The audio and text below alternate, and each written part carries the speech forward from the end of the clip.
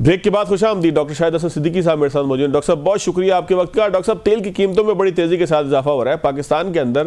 لوگ یہ شکایت کرتے ہیں کہ جی آپ ٹیکس لے رہے ہیں، ہم سے لیوی زیادہ لے رہے ہیں۔ ٹھیک ہے کہ عالمی مارکیٹ کے اندر امریکہ سمیت دنیا بھر میں جو ہے وہ تیل کی قیمتوں میں اضافہ ہے، لیکن پاکستان میں لیوی بھی آپ ساتھ ساتھ بڑھا دیتے ہیں، تو یہ آپ نہ لیں۔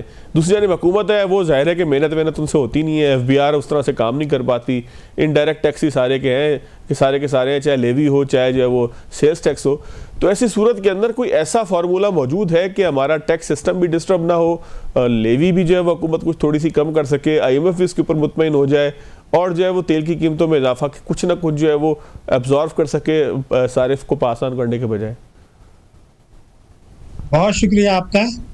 دیکھیے یقیناً ایک ایسا فارمولہ موجود ہے، لیکن پاکستان کی جو اشرافیہ ہے وہ ان فیصلوں کے لیے تیار نہیں ہے۔ یہ بات میں اس لیے کہہ رہا ہوں کہ امریکہ نے جو ایران پر حملے کیے ہیں، اس کے بعد عالمی منڈی میں ہم نے دیکھا کہ تیل کی قیمتیں 4 سال کی بلند ترین سطح پر پہنچ گئی تھیں۔ مگر جو بات میں بہت زیادہ زور دے کے اور واضح طور پہ کہنا چاہتا ہوں کہ عالمی منڈی میں جو ان 4 برسوں میں قیمت بڑھی ہے، پاکستان میں اس سے کہیں زیادہ اضافہ ہوا ہے۔ اس میں شک و شبے کی کوئی گنجائش نہیں۔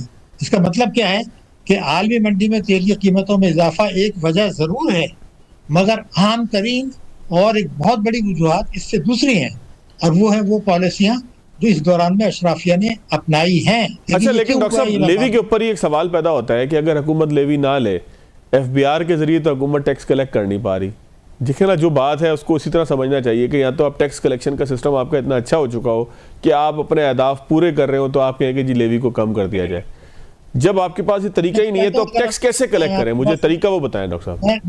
میں اپنی بات پوری کر لوں تو اس کا جواب دے دوں گا۔ ایک وجہ میں نے آپ کو بتا دی، دوسری وجہ یہ جو عام ترین کہ جب ہم امپورٹ کرتے ہیں تو 4 سال پہلے جون 2022 میں $1 جو تھا وہ 177 روپے کا تھا، آج 280 روپے کا ہے۔ یہ کیوں ہوا ہے؟ اشرافیہ کے نوازنے کی وجہ سے، یعنی $1 پر 103 روپے بڑھ گئے۔ تو جو آپ امپورٹ کریں گے اس کی قیمت بھی یہاں بھی بڑھ گئی، پیٹرولیم لیوی بھی بڑھ گیا۔ یہ بڑی وجوہات ہیں، لیکن یہ کیوں ہوا آپ نے خود سوال اٹھا دیا، لیکن اس کا جواب میں دوں گا۔ لیکن پہلے اصل وجہ یہ ہے کہ میرے ملک کی جو امپورٹس ہیں، امپورٹرز کو خوش کرنے کے لیے میرے ملک کی امپورٹس برانداز سے دگنی سے زیادہ ہیں، دگنی سے زیادہ، یعنی اس سے 128 ارب روپے کا ان 4 برسوں میں ہمارا تجارتی خسارہ ہو گیا امپورٹس کی وجہ سے۔ بڑی امپورٹس ہیں، تو ہم نے اس کو پورا تو کرنا تھا، تو انکم ٹیکس آرڈیننس 111(4) کے تحت ہم نے ریمیٹنسز منگائی، وہ ہیں $127 ارب کی۔ یہ $127 ارب برانداز سے زیادہ ہیں، ایسے دنیا میں ہوتا نہیں ہے، پاکستان میں بھی نہیں ہوتا۔ تو اس ریمیٹنسز سے آپ کو ٹیکسوں کا تو نقصان ہوا، یقیناً ہوا، لیکن میں ایک بات یہ کہنا چاہتا ہوں کہ مسلم لیگ نون کا ایک منشور تھا، اس میں یہ لکھا تھا کہ جو ریمیٹنسز آئیں گی اس کا 50% ہم ملک میں سرمایہ کاری کے لیے استعمال کریں گے۔ یعنی $127 ارب کی جو 4 سال ریمیٹنسز آئی ہیں، اگر اس کا 50% سرمایہ کاری آپ کرتے اور امپورٹس نہ کرتے تو یہ آپ کو $63 ارب کی سرمایہ کاری ملک میں ہوتی، جبکہ 4 سال میں $8 ارب بھی نہیں ہوئی۔ تو اگر یہ $63 ارب کی سرمایہ کاری ہوتی، نہ آئی ایم ایف ہوتا، ہم اس کو باہر نکال چکے ہوتے اور ملک کی معیشت بھی ترقی کر چکی ہوتی، لیکن اشرافیہ کو نوازنے کے لیے یہ ہم نے نہیں کیا۔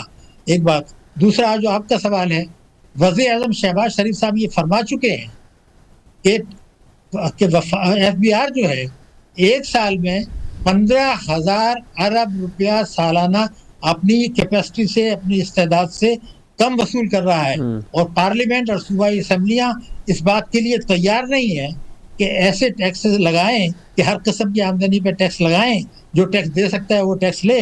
تو پھر ایف بی آر کرپشن بھی ہے، نااہلی بھی ہے، لیکن سب سے بڑی وجہ یہ ہے کہ آپ اس پر ٹیکس اس کو لگانے ہی نہیں دے رہے، پارلیمنٹ نہیں لگانے دے رہی، صوبائی اسمبلی لگانے نہیں دے رہی۔ تو آج جبکہ بحران کی کیفیت ہے، ہماری سلامتی کو خطرہ ہے، آج بھی آپ 15,000 ارب روپے کی کمی پوری نہیں کرنا چاہ رہے، اور نہ 2029 تک کریں گے، تو کہیں نہیں تو پورا کریں گے پیٹرولیم لیوی سے کریں گے۔ ڈاکٹر صاحب اس کا مطلب تو یہ ہوا آپ جب کہتے ہیں کہ جی پارلیمنٹ ٹیکسز لگانے نہیں دے رہا، تو یہاں ہم یہ سمجھ سکتے ہیں کہ جو ہمارا سیاسی کلچر ہے وہ اس کی راستے میں رکاوٹ ہے، لوگ یہ نہیں چاہتے کہ ان کا جو حلقہ انتخاب ہے وہ کسی طریقے سے ہٹ ہو اور اس سے ناراضگی ہو جائے، پھر چاہے وہ ریٹیلرز کے اوپر ٹیکس لگانے کی بات ہو یا اور چیزیں ہوں۔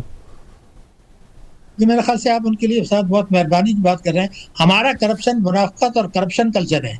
اس میں اسٹیٹ بینک بھی شامل ہے, وفاقی حکومت بھی شامل ہے, صوبائی حکومت بھی شامل ہے, پارلیمنٹ بھی شامل ہے, صوبائی اسمبلی بھی شامل ہے, state bank, NEPRA, F B R, banks, اسلامی بینکس, سول اور ملٹری بیوروکریسی, پرنٹ اور الیکٹرانک میڈیا, بینکس اور سودی بینکس اور اسلامی بینک, اور علماء, مفتی اور بزنس کمیونٹی, ان کی ایسوسیشنز, ان کی فیڈریشنز, ان سب کا ایک گٹھ جوڑ ہے اپنے مفاد کے لیے پاکستان کی عوام اور پاکستان کی معیشت کے ٹھیک ہے خلاف. ڈاکٹر صاحب, آپ نے سب کے ساتھ پرنٹ الیکٹرانک میڈیا کو بھی رگڑ دیا ہے, آپ کی بڑی مہربانی ڈاکٹر صاحب.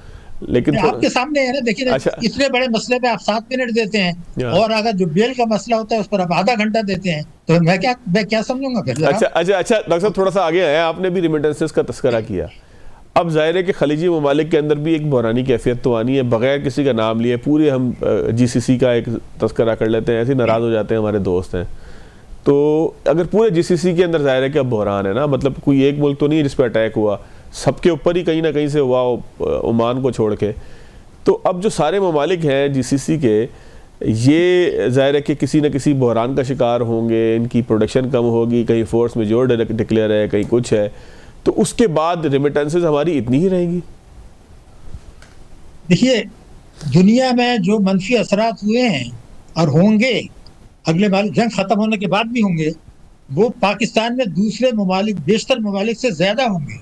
بالکل میں ذمہ داری سے. اس کی وجہ نمبر 1, ہم ملکی وسائل یعنی ٹیکسز, قومی بچتیں, ملکی سرمایہ کاری کے بجائے امداد, قرضے, دوست ممالک کے ڈپازٹس, ادھار تیل اور جعلی ریمیٹنسز, ہم اس پر گزارا کرتے ہیں. یہ افیکٹ ہوں گی, تو ہم تو لازماً دوسروں سے زیادہ افیکٹ ہوں گے, نمبر 1. دوسرے یہ کہ ہم دنیا سے زیادہ 24 مرتبہ IMF کے پروگرام میں جا چکے ہیں, اس لیے کہ ہماری جو اشرافیہ کی معیشت ہے اور اس کو نوازنا ہے, وہ ہم عروج پر ہے. اتنا ہوتا نہیں ہے دنیا میں کہیں.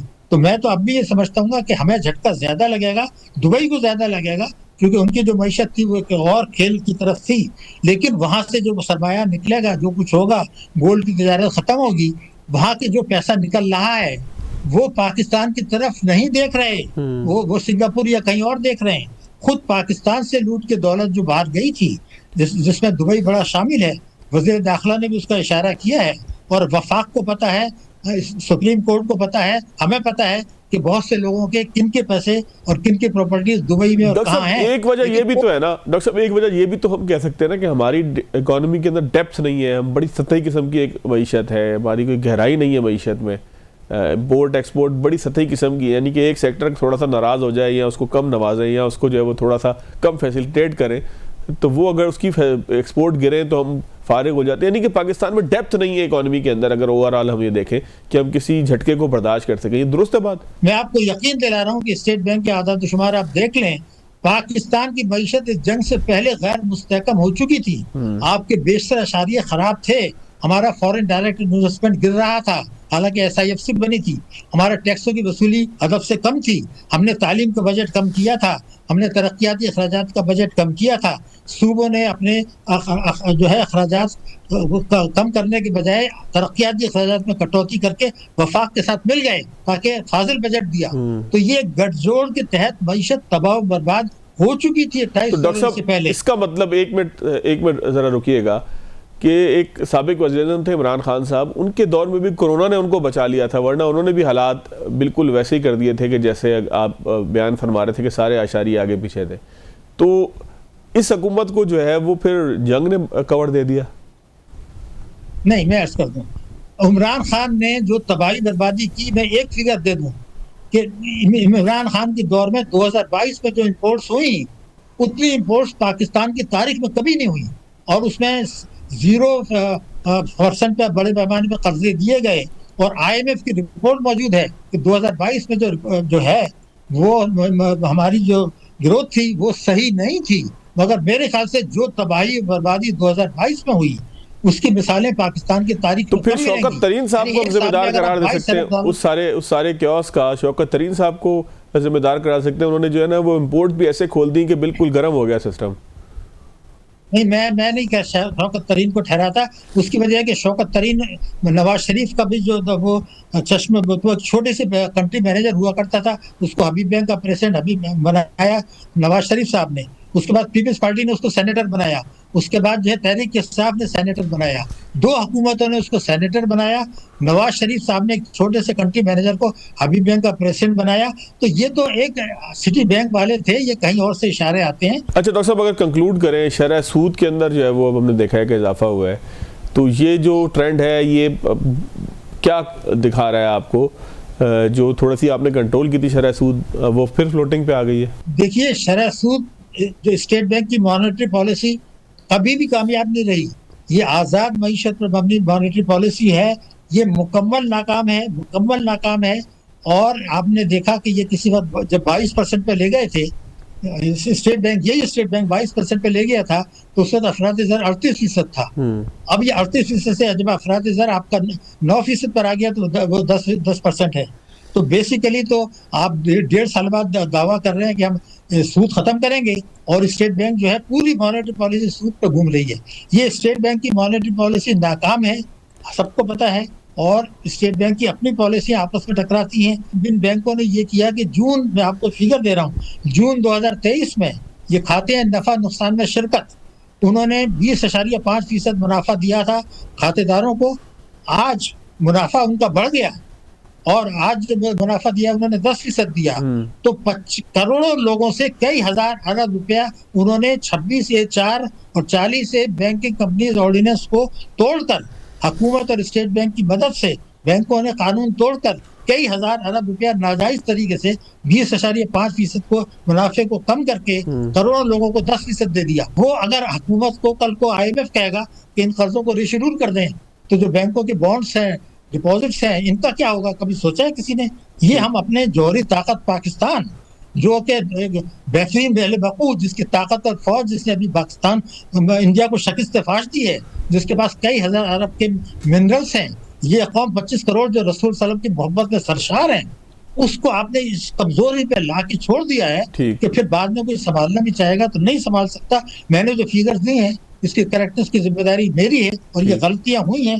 آج اگر اصلاح نہیں ہوئی, اور فیلڈ مارشل صاحب کو میں یاد دلا دوں کہ وہ بار بار بنیاد مرصوص کہتے ہیں, وہ آیت نمبر 4 ہے سورہ صف کی, میں بالکل وہ صحیح فرماتے ہیں, لیکن آیت نمبر 11 اس کے بعد ہے سورہ صف میں.